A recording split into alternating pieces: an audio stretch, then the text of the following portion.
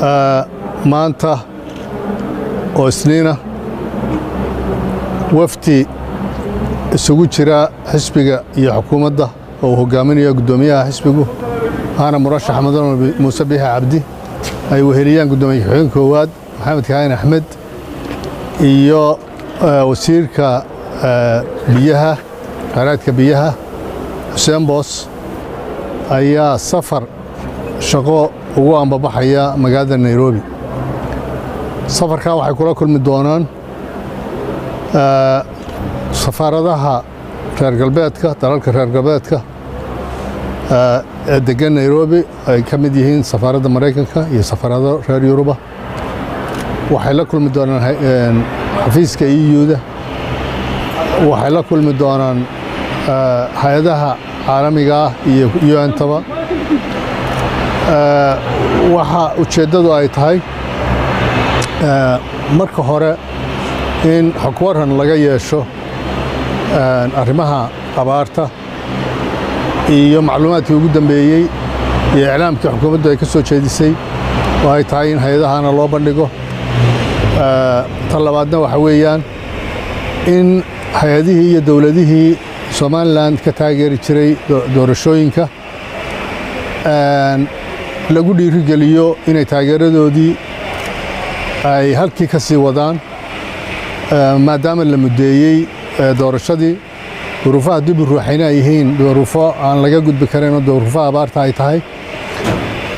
waxaa wafdigu doonayaa in la iskaga aragti ahaado sababaha keenay doorashada dibudhigeeda, sidii wakhtigaa cusub loogu shaqayn lahaa. cid walibana wixii ay ku ballan qaaday ama laga fili jiray ama laga filayo ay maxaa la diyaar garowdo ayay haddii la yiraahdo ay u socdaan.